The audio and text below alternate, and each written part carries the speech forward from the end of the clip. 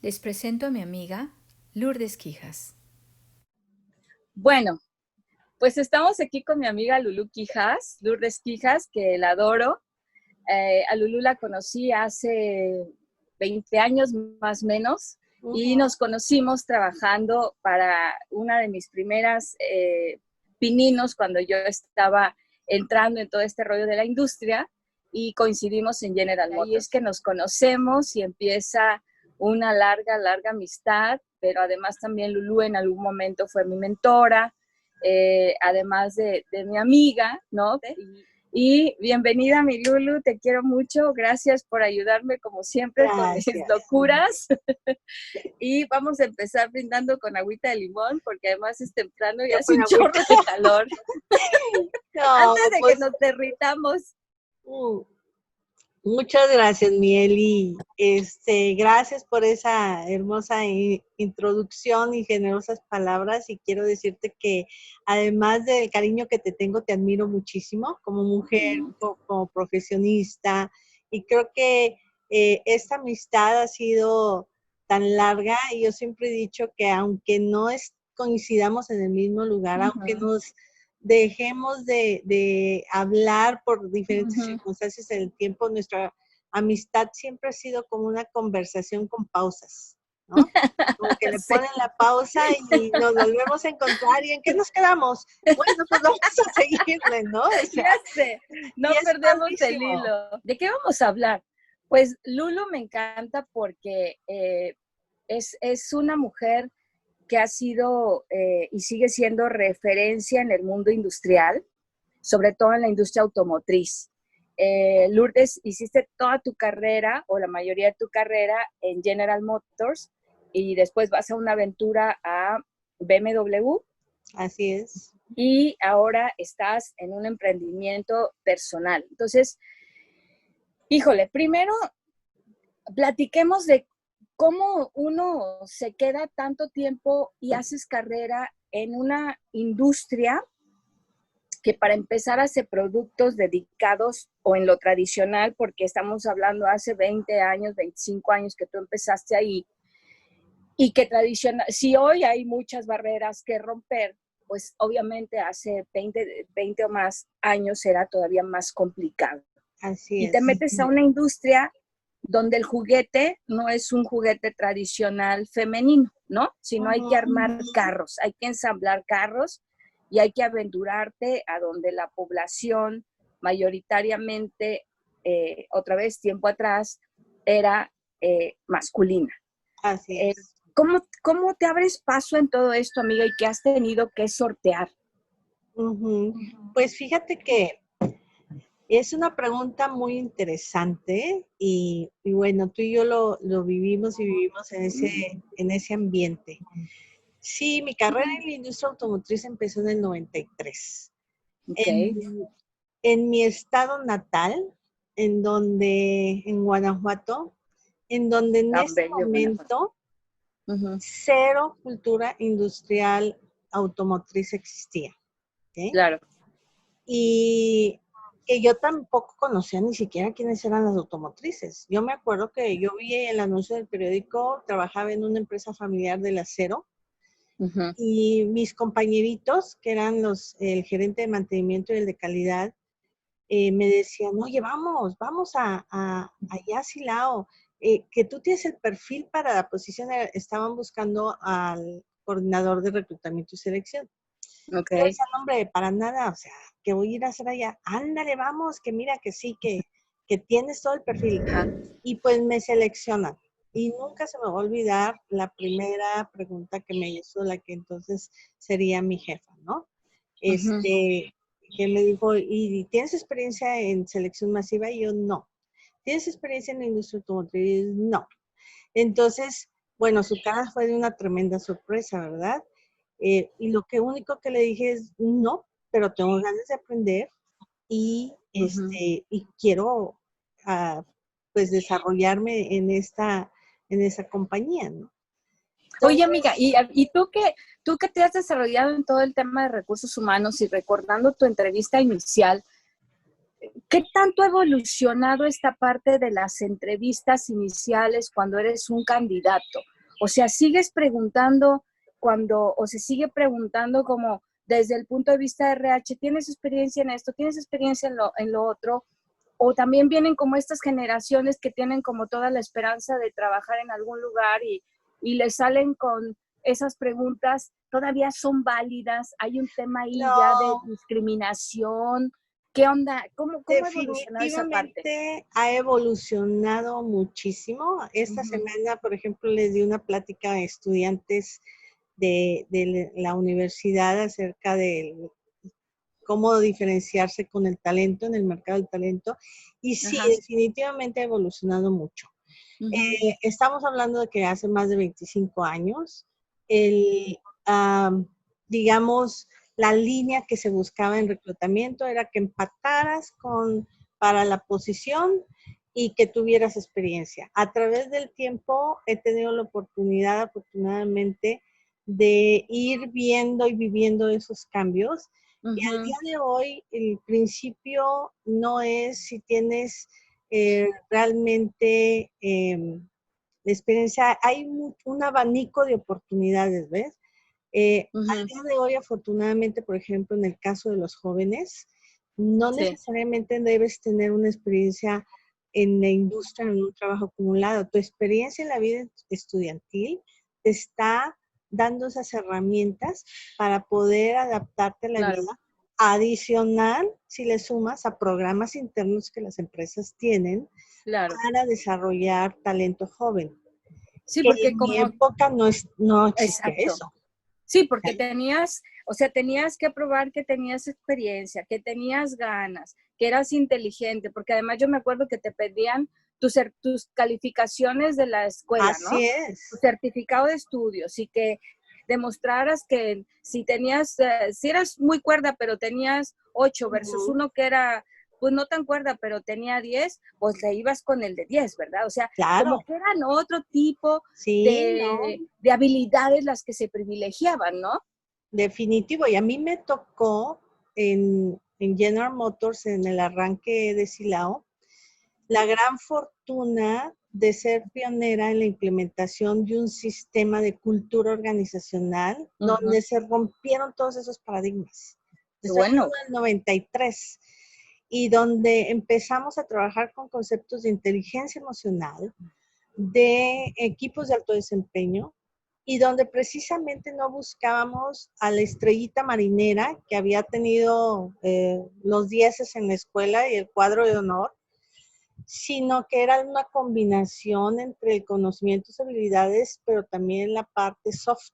Entonces, sí, muchos reclamos. Yo me acuerdo que tuve conversaciones con abuelitas, con mamás, sí, porque mi hijo no pasa, sí, estuvo en el cuadro de honor, sí, recibió mención honorífica, con los directores de las escuelas, tratando de que entendieran que este era un enfoque diferente y que desde la escuela se tenía que ir direccionando a los alumnos bajo ese enfoque, ¿no? Fíjate que, digo, vamos a ver una plática que también tuve con otra amiga muy querida. Ella y yo estudiamos juntas y obviamente somos egresadas del Politécnico. Entonces, con ella cuando platicábamos decíamos, es que este chip que te meten en la escuela pública, ¿no? Ujú. De vienes más para trabajar, para los fierros, para las máquinas, porque yo me acuerdo que había un chorro de politécnicos en GM, pero Sí, casi todo el mundo estaba en el área de ensamble, ¿tú te acuerdas, no? O sea, así es. ¿no? Y poca gente entraba en estos nichos de poder y de liderazgo y de management. Entonces, mucho de lo que yo me recuerdo con lo que ahorita comentas es había también y hubo un cierto momento, y no sé si cómo lo viviste tú, yo de fuera como estudiante o como profesionista egresada de una escuela pública, era de, híjole, mano, pues a ver si nos aceptan, Sí, porque ya no están contratando de escuelas públicas, carajo. O sea, ahora resulta que si no vengo de una escuela de pedigrí, pues no hay oportunidad para mí, ¿no? ¿Te toca esa parte, ese movimiento donde había tanto rechazo a los chicos de escuelas públicas?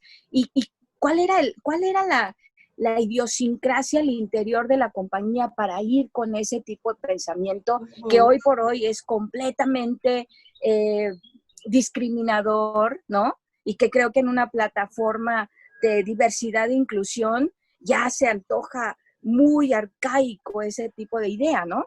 Claro, no, y sí me tocó principalmente porque yo soy hija de escuelas públicas y el tema de una universidad como Guanajuato, donde no tienes egresados con todas las habilidades máximas para una empresa a nivel global y mundial, en donde requieres el tema del idioma. Yo me acuerdo que en mi generación, yo creo que los que salimos con cierto porcentaje de inglés éramos a lo mejor el 1%. Y tenías que desarrollar esas habilidades. Yo nunca he estudiado inglés formalmente, sin embargo, personalmente, para mí, hablar el idioma inglés desde chica, yo soy de 13 de la 12 de 13 hermanos. Y desde que me acuerdo, desde que yo estaba chica, que veía a mis hermanos más grandes que en sus clases de inglés en secundaria, no, bueno, para mí era así como el sueño dorado, ¿no? Entonces, yo personalmente desarrollé ese gusto por querer aprenderlo. Y no me daba miedo, no me daba pena hablarlo, aunque lo hablara mal. Y creo que eso me valió mucho para ir desarrollando otra habilidad que la escuela no me daba. Sin embargo, la parte técnica en las escuelas, como un politécnico, como los tecnológicos regionales, que en mi experiencia he tenido la oportunidad de contratar a muchos chicos de tecnológicos regionales, de politécnicos, la experiencia o el conocimiento técnico, vaya, no tienen comparación. Salen muy bien preparados. Y me tocó trabajar mucho con directores de escuelas, con las vinculaciones, para que pudiéramos hacer programas de desarrollo de otras habilidades complementarias para que los chicos pudieran tener más oportunidades, ¿no? Que sigue, entonces, como que sigue pasando esto, ¿no? Como que esta evolución todavía la educación pública no se ha metido tanto, ¿no? No, yo te diría que la gran ventaja que tienen ciertos alumnos que egresan de escuelas privadas es el roce social, el proyectarlos en plataformas de desarrollo, incluso de estudios en el extranjero, que sí les suma a su formación profesional, y el tema de los idiomas. A un chico, yo me acuerdo que, por ejemplo, en Silao contratamos muchísima gente, los tecnológicos regionales de Morelia, de Celaya, de otros, y vaya, son chicos con mucho empuje, con muchas ganas de salir adelante, y que pocos hablan el idioma inglés, pero que los pones que les das ese apoyo. Y es una de las cosas que yo viví, de darles oportunidad a esa gente, de que se abrieran los gerentes de las áreas a contratar el tema de la parte técnica, de la experiencia, del empuje, y que pudiéramos desarrollarlos en otras habilidades que son fácilmente desarrollables, ¿no? Y que además se vuelve también un círculo vicioso, ¿estás de acuerdo? Porque si tú tienes puros managers, ¿no? Que vienen de cierto perfil y tienen cierto contexto y que no entienden ese otro contexto y esa otra realidad también, pues entonces lo que tú haces es irte con tus iguales, ¿verdad? O sea, ¿dónde está mi zona de confort? ¿Con quién platico mejor? Que eso también en temas de diversidad e inclusión a nosotros nos juega mucho en contra, ¿verdad? Cuando tú tienes los gerentes que son hombres y que se van de fiesta y que de repente pues los negocios no se arreglan ahí en la oficina, se arreglan fuera de la oficina, pues entonces es como de, híjole, mano, pues ¿dónde quedo yo? ¿No? Así es. Y ¿Cuáles son temas que yo creo que, y yo siempre he confiado en que con datos le puedes demostrar a un gerente que cuáles son los beneficios de contratar a una persona con X bagaje técnico y que puedes desarrollarle y darle alternativas. Yo me acuerdo que me pasaba muchas horas y me pasaba horas con él platicando y explicándole cuál era el concepto de la inteligencia emocional. Entonces, y yo era una no huerca, ¿verdad? Pero pues iba empezando con un señor con una trayectoria.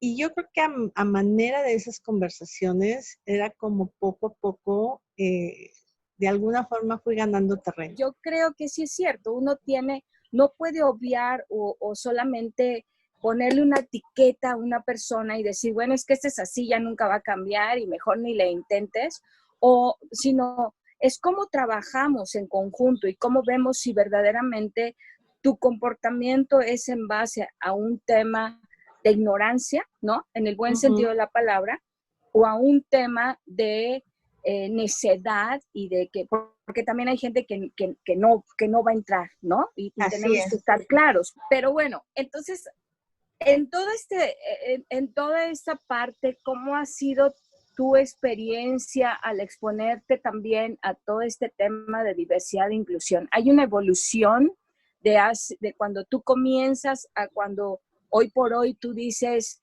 hicimos esto, esto y esto, y sí hay una evolución? ¿Son pasos grandes? ¿Son pasos pequeños? ¿Cuál es tu percepción? Sí, no, definitivamente también hay mucha evolución en este aspecto. Yo me acuerdo que tú me conoces, una gran apasionada del trabajo de la mujer y de dar oportunidad a todos por igual. Y yo me acuerdo que cuando empecé en Guanajuato, por ejemplo, tratamos de integrar mujeres a la operación. Ya. Y sí contratamos algunas, pero sorprendentemente para mí fue yo nunca he dudado de que la mujer puede tener la capacidad para ensamblar un carro, para soldar, para trabajar en todo ese proceso, ¿no? Claro. Y siempre existía ese estigma de que no van a poder y se van a embarazar y X o Y. Sin embargo, empezamos a contratar mujeres, pero también la misma sociedad yo creo que no estaba preparada en ese momento porque de repente las pocas que contratamos se salían porque el esposo no las dejaba trabajar con hombres o porque estaban trabajando en un turno en la noche y no era propio para la mujer. Entonces, para mí era increíble escuchar eso, ¿no? Platiqué con muchas chicas en su momento y bueno, finalmente la decisión era de ellas. En 2006 que en el norte también me tocó que sí había un cierto porcentaje de mujeres, pero en el 2006 yo creo que fue el parteaguas para mi experiencia y después me di cuenta que también era en sí en el mundo automotriz. Para que tengas una idea, en ese momento el porcentaje de mujeres en manufactura era aproximadamente del 9%. Aquí en el arranque de la planta en San Luis Potosí, gratamente me encontré con que era un mercado en donde el 50% eran mujeres. Estaba disponible la mano de obra de mujeres en un 50%, al igual que los hombres. Entonces, pues empezaron a llegar mujeres. Y era un tema en el que, para que tengas una idea, el primer grupo que contraté fue para técnicos de mantenimiento de datos, donde había una mujer excelente, con un perfil súper, ¿no? Y manejaba 3 idiomas a nivel técnico, súper preparada, y automáticamente la contratamos en ese grupo para mantenimiento de datos y automáticamente se ganó la posición de líder de equipo de ese grupo. Y eso de alguna forma fue una puerta abierta porque sí, al principio los comentarios que como una mujer y vamos a mandarlos al extranjero. Sin embargo, creo que yo siempre he defendido mucho el tema de que no es cuestión de género, es cuestión de capacidad y es cuestión también de enfocar a la gente y de apoyarlos, ¿no? Pero sabes qué, amiga, también en este ejemplo que pones, yo también creo que hay un tema social que te alcanza, ¿verdad? Porque no es posible que tú vengas con toda esta capacidad, energía, actitud y junto de ti tengas una pareja que en lugar de potencializar todas esas características es te doy o no te doy permiso. como en Ujú. este rollo de Sí, esta sociedad machista, ¿no? así es, Retrógrada, te conviertes no en la pareja, en la hija, ¿no? En la así es. propiedad de alguien, ¿no? Y, y, y te voy a decir que nada más para terminar mi experiencia de la contratación, Ujú, finalmente arrancamos esa planta con el 23% de mujeres. O sea, ok, tuve la oportunidad de meter más técnicas en mantenimiento que no existían en otras plantas, que también eso ujú, fue un parteaguas. Tuve oportunidad de meter chicas en carrocerías, que tú lo sabes, carrocerías eran ujú. 100% Sí, hombres. Y cómo no. cuando fue la primera planta que empezamos a meter mujeres en carrocerías, que aprendieron a soldar y fueron las mejores soldadoras, más que los hombres. Yeah. Metimos chicas a pintura en el tema de sellos, el trabajo de detalle y el trabajo delicado. Las mujeres demostraron que son súper enfocadas y desarrollan un trabajo de calidad mejor Claro, que los hombres, claro. porque es también parte de las habilidades. Pero sí, a lo que tú te refieres es parte de lo que yo he encontrado en toda esta experiencia. Cuando a mí me dicen si le damos una oportunidad a las mujeres, hay muchísimas oportunidades.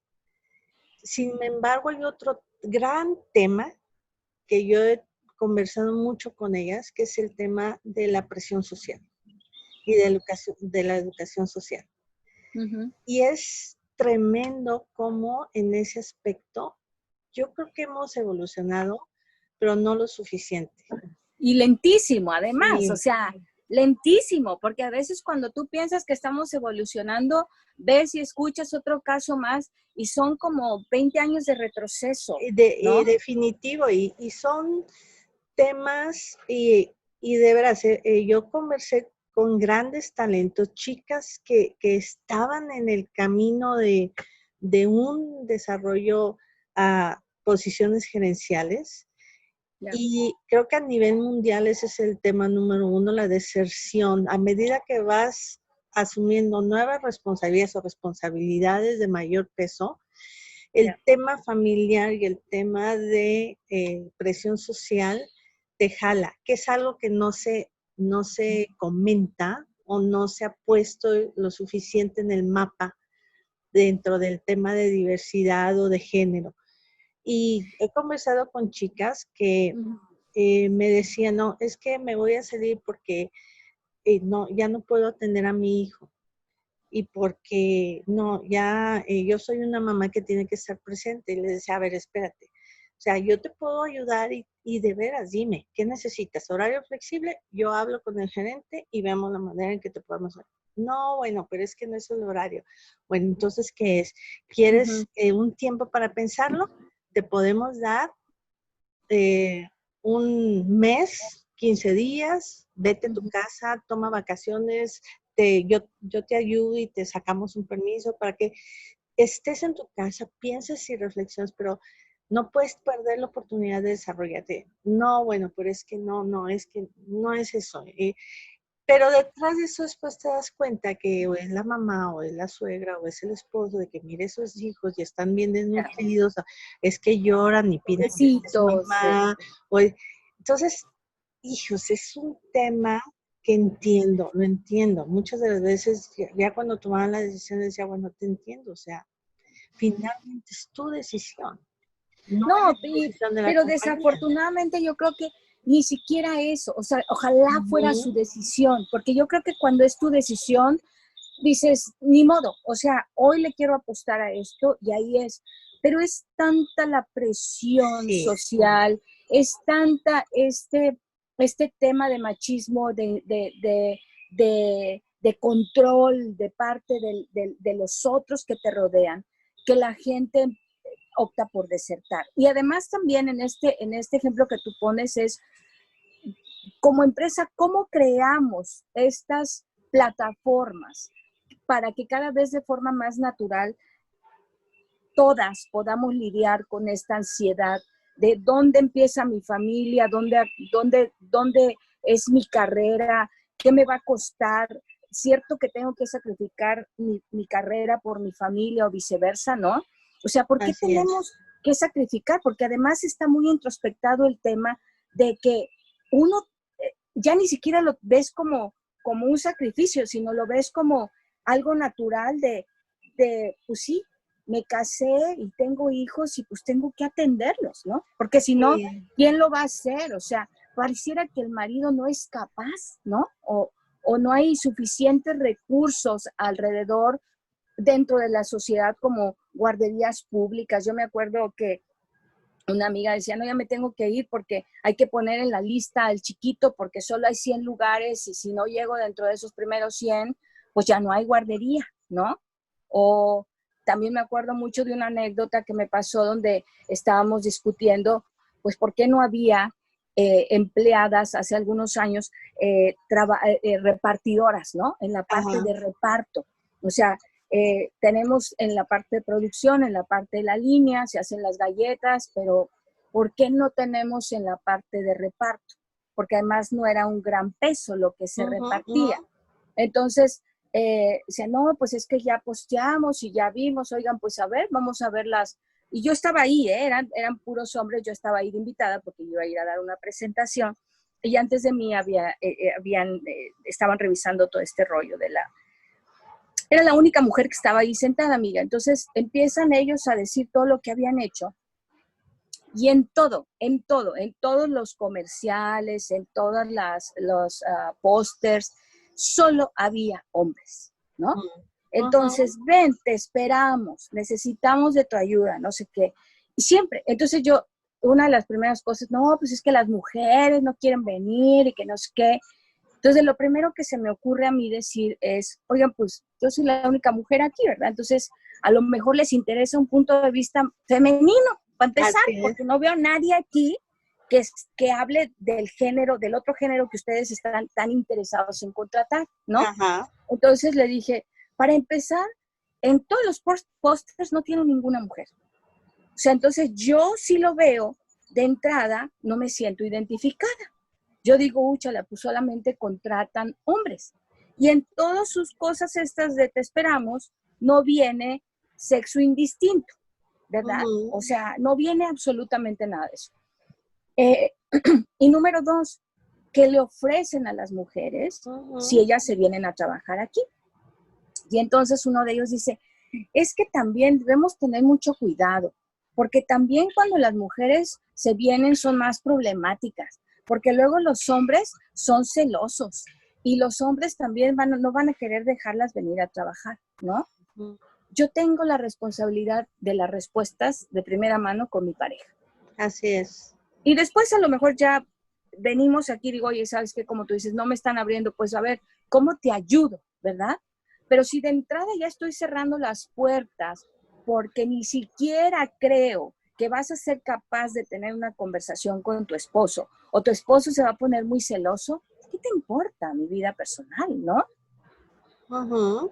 Y fíjate que tocaste un tema para mí muy trascendental en ese desarrollo personal, el tema de esas conversaciones con tu pareja, porque Uh-huh. definitivo, si tú como mujer o como hombre, porque también los hombres lo viven, ¿no?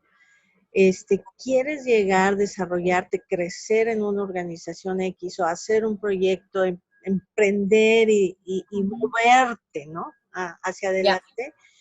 Siempre el tema de familia, pues es algo que pesa mucho. Y yo me acuerdo claro. en alguna conversación con estudiantes, una de las estudiantes me decía, ay, es que usted cómo le ha hecho con un hijo, y ha llegado hasta ahí, y porque yo he viajado, hemos estado, Eli, moviéndonos Claro, diferente. No, no he estado fuera de México, he viajado fuera de México, no he vivido por cuestiones de trabajo, pero en cuestiones de trabajo me he movido a diferentes ciudades aquí en México.